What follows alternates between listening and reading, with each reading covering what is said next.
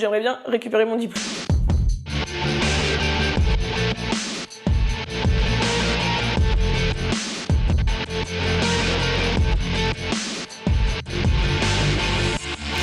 Hello, j'avais envie de vous parler d'un sujet qui change totalement d'habitude. J'avais envie de parler des études. Alors je vous parle des études parce que en ce moment j'entends pas mal parler autour de moi de Parcoursup.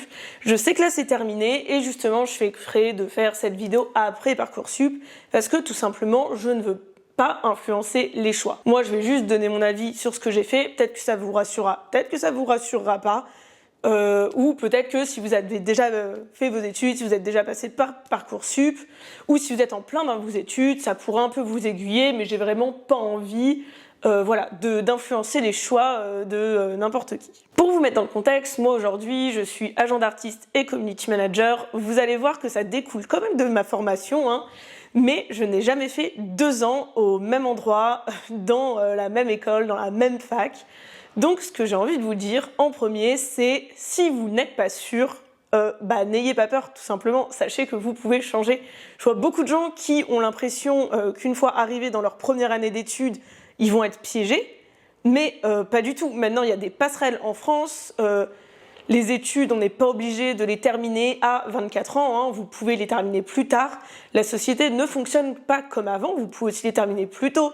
Si vous avez envie de vous intégrer plus rapidement dans la vie active, il y a les alternances qui existent, il y a plein de choses. Vraiment, ne pensez pas que vous allez être figé quelque part. Vous pouvez, il y a des exemples assez dingos hein, de gens qui ont commencé en droit et qui finissent en médecine. J'en ai connu autour de moi ou des gens qui commencent par faire de la cuisine et qui terminent par faire de la vidéo. Vraiment, il n'y a pas d'ordre préétabli des choses. Ne vous faites pas peur en vous disant je vais là, je suis piégé ici. Ce que j'ai envie de vous donner ici, à part de vous rassurer là-dessus, hein, que vous n'êtes pas piégé dans un truc, c'est mon avis sincère sur les différentes formations que j'ai fait.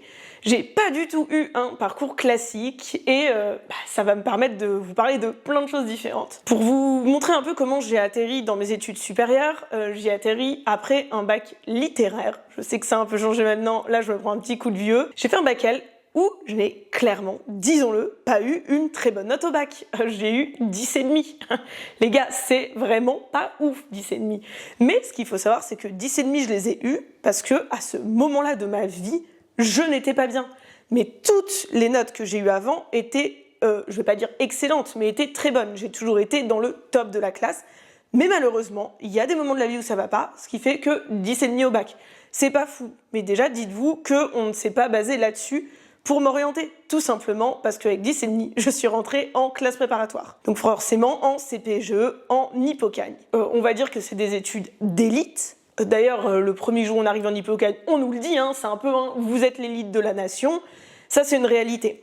Moi, ce qui m'avait permis d'appréhender un peu déjà la prépa, c'est que pendant mes études, dans le lycée où j'étais, qui était un lycée public, j'ai pu faire quelques cours qu'on appelle prépa intégrée à Sciences Po. Donc j'étais déjà allée à Sciences Po, j'avais déjà eu quelques cours de sociaux pendant mon bac L, ce qui m'a permis de voir que je voulais vraiment rester dans quelque chose de générique, donc pas Sciences Po mais la prépa. Je savais que j'avais pas envie de m'enfermer dans quelque chose dès le début, même si comme je vous ai dit, il y a des passerelles.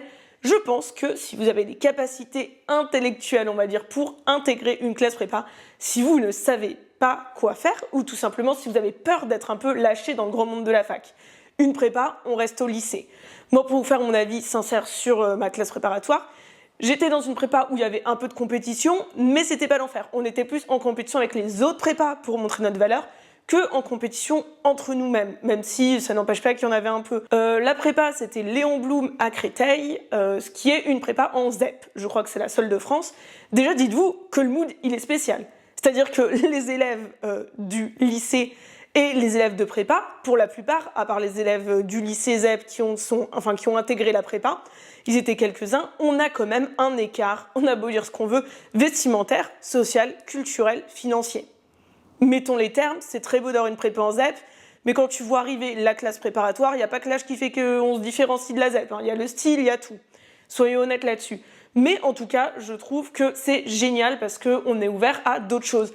La plupart des prépas, elles étudiaient toutes du Montaigne, nous on a étudié du Kerry James. Déjà les gars, ça c'est sympatoche.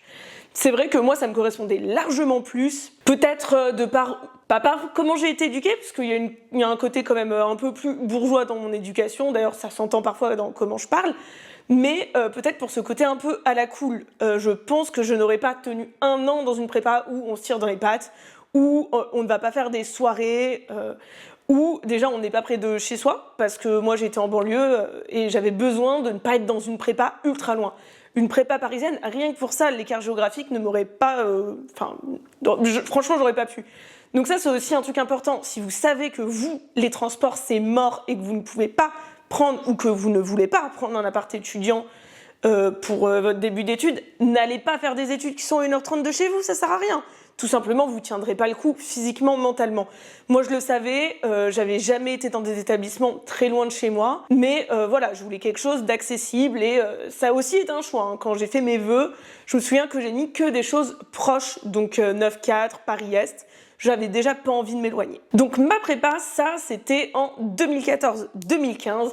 Pendant cette prépa, j'ai remarqué que j'avais une forte appétence pour l'histoire de l'art et la littérature. Moi, j'ai quelque chose d'un peu mauvais, c'est que quand je n'aime pas, je ne m'y mets pas, tout simplement.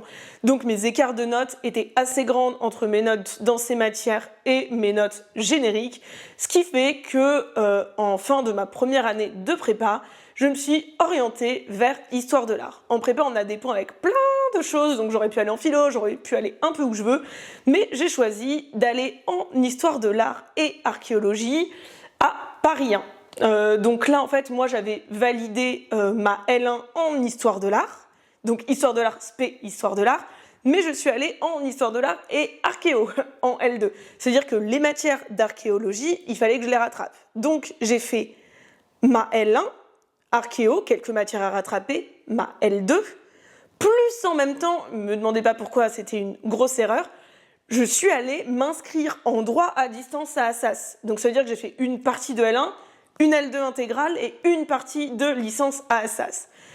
Vous vous doutez bien que j'ai pas pu être dans tous les fronts, surtout que j'avais un peu la liberté post-prépa, donc je sortais pas mal. Déjà, la fac, très honnêtement, m'a semblé, moi, hein, ma L2, L3, petit bout de L1, un jeu d'enfant par rapport à la classe prépa. En fait, à la fac, on apprend encore à apprendre, hein, comme au lycée, alors qu'en prépa, on apprend à comprendre, à débattre, à réfléchir. Forcément, c'était simple pour moi. J'ai kiffé, je faisais ma petite vie. À Assas, j'ai validé quelques matières, mais le droit m'a un peu... Franchement, j'étais pas convaincue. Donc voilà, je me la suis jouée comme ça. Alors je vais vous dire carrément, tellement mes études, c'était le bazar que j'ai pris des notes sur où j'étais. Donc voilà, c'était aussi le moment où j'avais mon premier appart. J'ai décidé de partir de chez mes parents très tôt, même si j'habitais très proche. Donc c'était un peu tout affronté et franchement c'était une période ultra formatrice, bien que un peu compliquée, c'est vrai, d'être lâchée comme ça et d'avoir tout sur tous les fronts. Suite à ça, là, après, l'année d'après, j'ai décidé de faire une sorte de césure. C'est-à-dire que j'ai fini de valider les matières de ma L1 de droit, où d'ailleurs, triste concours de circonstances, mais je n'ai pas passé mon dernier partiel. Et je n'ai pas eu cette L1 de droit parce que malheureusement, mon grand-père est décédé, le matin et l'après-midi, j'avais un partiel et du coup, j'y suis pas allée. Donc dites-vous que ça reste dans un coin de ma tête et il y a un monde où un jour, je vais aller passer cette matière à Assas et où j'aurai une L1 de droit. Mais en tout cas, sachez que je ne l'ai pas. Donc voilà, sur ma 3e année d'études, j'ai continué ma L1 pour rattraper mes dernières matières. Il me semble que j'avais validé les mineurs et que c'était les majeurs que je devais valider, quelque chose comme ça. Mais c'était quand même cool, parce que franchement, ça m'a fait un peu avoir une autre approche. C'était totalement différente de l'approche littéraire, peut-être un peu plus de l'approche scientifique, mais bon, en attendant, j'ai aimé, j'ai continué d'apprendre. Et en même temps, j'ai décidé de faire un service civique. Service civique que j'ai fait chez Emmaüs, donc dans 2 centres Emmaüs, Jean Carré puis Louvel-Stessier. Bon là je sais que ça sort un peu du discours des études, mais travailler quand on fait ses études c'est important parce que vous allez apprendre plus dans le boulot que dans les études. Dans les études, on apprend plein de choses, je suis totalement d'accord, mais dans le boulot, vous allez apprendre à être efficace. Gardez-le en tête, si vous pouvez faire des stages à côté, si vous pouvez faire toutes vos études en alternance, foncez. Déjà, vous aurez des écoles que vous ne payerez pas. Vous commencerez à vous mettre de l'argent de côté pour investir plus tard, pour tout ce que vous voulez, pour kiffer, même si votre but, c'est de ne pas investir. Mais en tout cas, pensez à cette possibilité. Donc voilà, moi, Emmaüs, ça a été un moment de ma vie assez compliqué parce que je me suis retrouvée, je pensais que le service civique ça allait être facile et je m'étais inscrite à un poste de communication, mais tout simplement je me suis retrouvée dans un centre d'accueil de jour enfin de jour non de nuit parce qu'ils dormaient là-bas pour migrants, c'est comme un centre de rétention. J'ai fait le centre de rétention pendant 4 mois à Jean Carré où c'était ultra compliqué, même si les gens que j'ai rencontrés étaient adorables. Et après, j'ai été mutée à Jean Carré en centre de jour et pareil avec des gens qui dormaient. Donc là, ils n'étaient pas entre guillemets enfermés, ils n'avaient pas d'horaire, pas d'obligation de rentrer, mais leurs conditions, enfin, il y avait des soirs ultra durs. Et bon, c'est bien parce qu'en même temps, ça m'a mis une petite claque.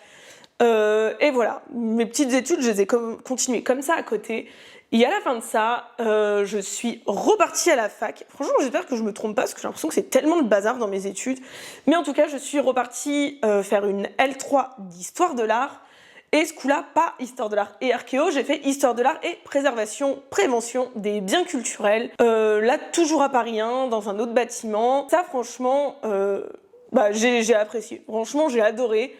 Mais ce qui me manquait, c'est vrai que moi, après Emmaüs, j'ai travaillé dans une librairie qui s'appelle la Librairie des Alpes, qui a été très formateur pour moi niveau boulot, où j'ai commencé à apprendre la communication, à apprendre le milieu du business et de l'achat-revente d'art.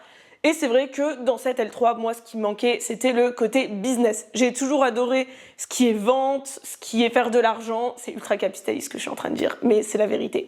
Et ça me manquait beaucoup. Voir des petites œuvres d'art, écrire des petits trucs dessus, ça, je le faisais depuis ma première année. Ça me fait kiffer, hein, ça me fait plaisir. Mais il n'y a pas que ça qui me faisait vibrer. Le côté aussi, je pense, préservation m'a donné envie d'acheter, de collecter, de collectionner, la librairie aussi. Donc, à la fin de cette L3, j'ai décidé de partir en master de marché de l'art à l'IESA, donc commercialisation et diffusion des œuvres d'art. Est-ce que c'était mieux que la fac?